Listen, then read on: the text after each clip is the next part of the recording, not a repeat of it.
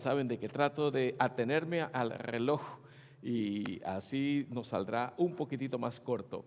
Muy bien, hemos venido trabajando en los domingos, aunque no estuve el domingo pasado, sobre el tema de la unidad.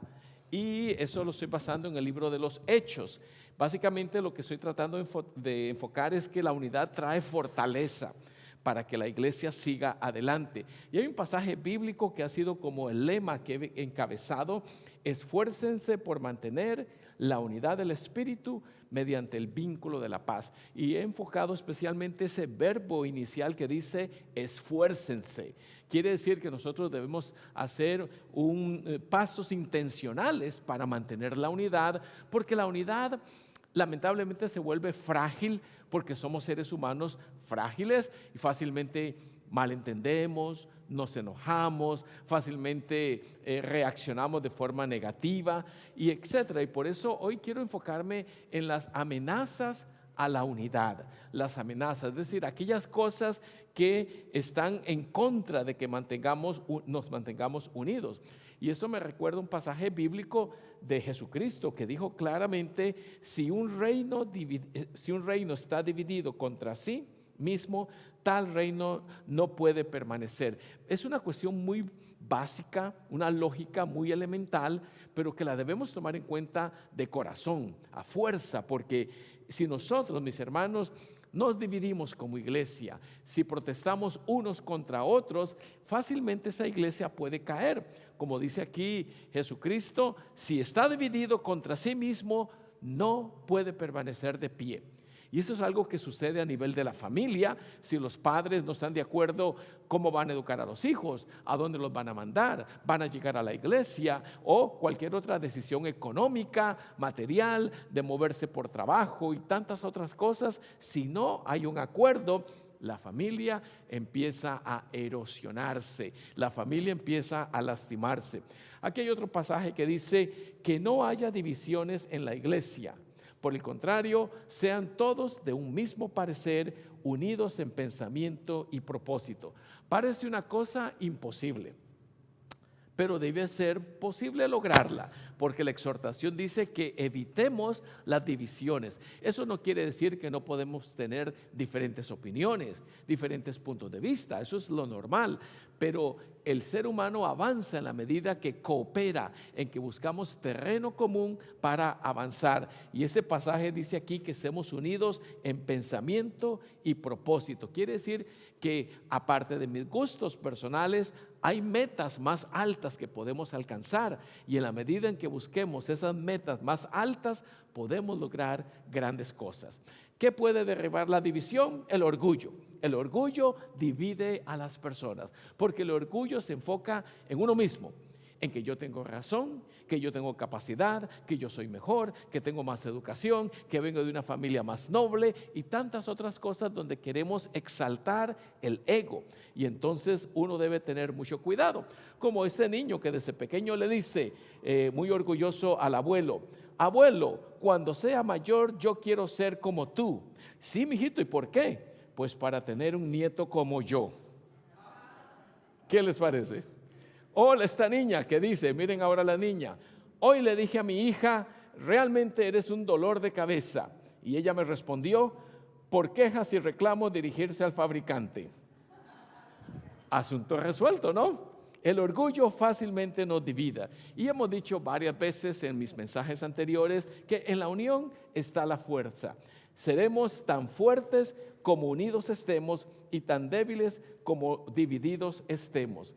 Y por eso es bueno tener cuidado con lo que hacemos, con la forma en que hablamos, con la forma en que tratamos a otras personas, porque a veces nuestro ego es frágil y fácilmente malinterpretamos, nos enojamos, nos alteramos, y debemos buscar la unidad. Y hoy quiero enfocarme específicamente en la lectura del libro de los Hechos.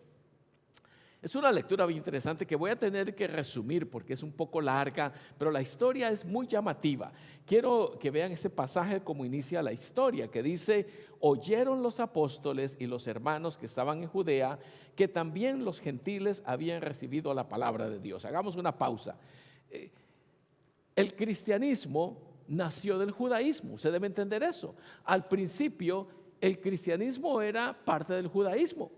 Los cristianos se reunían en el templo judío, seguían las horas de oración judía. Ellos casi no había una diferencia entre judíos y cristianos al puro principio. Se separaron conforme pasaba el tiempo, ya vamos a hablar algo de eso, pero al principio, por decirlo así, los expertos en cuestiones religiosas dicen que el cristianismo era una secta, o sea, una ramificación del judaísmo, y de hecho nuestra fe tiene muchas raíces judías, eso simplemente es ineludible, es una realidad. Y entonces dice aquí que los apóstoles y los hermanos que estaban en Judea, es decir, mayormente de ellos de origen judío, ellos oyeron que unos no judíos, que le llaman gentiles, ya voy a hablar por qué, habían recibido la palabra de Dios. Ahora, para ellos eso era extraño, quizás para usted y para mí eso no sea raro, pero para los judíos decir, esos que no son judíos quieren escuchar la palabra de Dios, eso está fuera de lugar, eso es muy extraño. ¿Cómo lo vamos a recibir en nuestras costumbres? ¿Cómo lo vamos a recibir en nuestra iglesia, en nuestra fe? Y entonces miren lo que dice acá. Cuando Pedro subió a Jerusalén, contendían contra él los que eran de la circuncisión, es decir, los judíos. Pedro había visitado un hogar de un no judío, ya vamos a ver en la historia. Y entonces cuando Pedro comió con esos no judíos y regresó con la iglesia originalmente judía, y ellos se dieron cuenta, tú fuiste a la casa de un no judío, ¿cómo es posible? Para usted y para mí quizás parece algo como absurdo, irrelevante, no trascendental, pero en ese momento que un judío pisara el suelo de una casa no judía, eso era blasfemo. Y por eso la contención que se suscitó acá, cuando Pedro llegó siendo, digamos, el líder de los apóstoles, lo critican y le dicen, ¿cómo es posible? ¿Cómo se te ocurre haber entrado en casa de no judíos? Una vez más, para usted y para mí, eso no parece un pleito muy grande. ¿Qué tiene de malo ir a la casa de alguien no judío, un judío? No, para ellos que eran tan celosos en su religión, esto era muy grave y no entendían que el evangelio era para todas las personas. Y entonces aquí está la historia de Pedro en la casa de Cornelio. No aparece ahí la palabra Cornelio, ahí debería decir la casa de Cornelio, que es el individuo que aparece en su lectura bíblica de hoy, la primera lectura. Esa historia es bien interesante. Simplemente la voy a resumir, usted la puede leer ahí en su boletín. La historia dice que Pedro estaba meditando y orando y de repente tuvo una visión. Una visión es cuando ve que algo sucede por ahí, y en la visión veía que bajaba como un manto con animales. Y ahí aparece qué tipo de animales. Pero lo común de todos esos animales es que eran prohibidos en la dieta judía. Algo tan típico como usted ha escuchado que no comían carne de cerdo, ¿cierto? Eso es verdad, estaba prohibido por algunas razones que no voy a entrar hoy. Pero entonces en la visión Pedro vio todos los animales inmundos, prohibidos en la dieta judía, y oyó una voz que le dijo, mata y come. Ahí se lo puede leer en la historia, mata y come. Y Pedro dijo, no, yo jamás he ingerido animales inmundos y no me voy a ensuciar mi ser ingiriendo eso. Y la voz le dijo, come, porque lo que Dios ha santificado y purificado no lo puedes llamar tú inmundo. Entonces, cuando Pedro obedeció y lo hizo en la visión, Dios lo llamó a casa de Cornelio. Cornelio era un general romano, o sea, no judío, y él llevó el mensaje de salvación y el Espíritu entró en ellos. Eso es sorprendente para un judío, que Dios enviara el Espíritu Santo, ya viene Pentecostés, a un no judío. Esto era algo inaudito, era algo que nadie había escuchado antes. Y entonces cuando los de la iglesia se dan cuenta que Pedro había entrado a casa de Cornelio, miren el reclamo. Entraste en una casa de gentiles y hasta comiste con ellos. Una vez más, quizás para usted y para mí, 2000 años después que vivimos, eso parece como absurdo. ¿Por qué pelean por este asunto? Pero en ese momento era algo candente, álgido en los oídos de un judío, porque el judío era tan estricto en su ley judía que le prohibía entrar en casa de alguien que no fuera judío, mucho menos comer si le van a ofrecer una carne que es prohibida en la dieta judía. Y miren entonces la acusación: entraste en una casa de los gentiles. Quiere decir que la unidad puede ser amenazada por barreras culturales. Y estoy seguro que nosotros que vivimos en este país, que vemos gente de diferentes culturas y formaciones y trasfondos internacionales, nos cuesta pensar que, por ejemplo, ellos hablen de cierta manera. ¿No es cierto que a veces escuchamos a alguien decir una palabra que para usted es ofensiva? Voy a mencionar una con todo respeto. Sé que para algunos oídos es ofensiva, en mi país no es ofensiva. Decir la palabra pendejo. Para algunos eso es grosero, es muy fuerte. Y uno no se explica cómo alguien puede desde el púlpito decir eso. Para mí esa palabra es irrelevante. Ahora, yo no la ando usando desde el púlpito, solo la menciono como ejemplo. Pero el punto central es que nos cuesta interactuar cuando encontramos barreras culturales, porque sentimos que no pertenecen a mi grupo, no son de los míos, y eso amenaza la unidad. Y por eso debemos aprender a quitar esas cosas y enfocarnos en los valores altos que son importantes para la vida cristiana. Y entonces en la historia Pedro acepta comer. Dice aquí que él aceptó en la visión que tuvo. Dice: no, porque ninguna cosa común e inmunda ha entrado jamás en mi boca. Y entonces la segunda vez, cuando Dios le mostró la visión, dice, cuando vino la segunda vez: lo que Dios ha limpiado, no lo llames tú común, no lo llames tú inmundo. Quiere decir que Dios ha bendecido a todos los pueblos.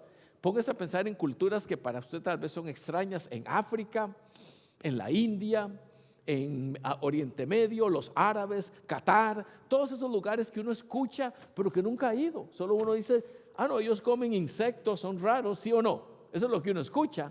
Pero son seres humanos hechos a la imagen de Dios, que también necesitan oír del Evangelio y necesitan el consuelo que encontramos nosotros. Entonces uno debe tratar de asentar esa realidad para preservar la unidad de la iglesia.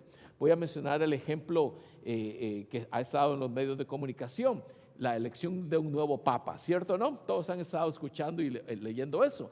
De alguna forma es una figura cúspide que refleja unidad dentro de la iglesia que él representa. Y el punto central es que todas las naciones, sean de cualquier lugar. Usted vio que cuando estaban escogiendo al Papa, vinieron cardenales de todo el mundo. Usted podía ver que había un cardenal que podría ser nombrado Papa, de Filipinas.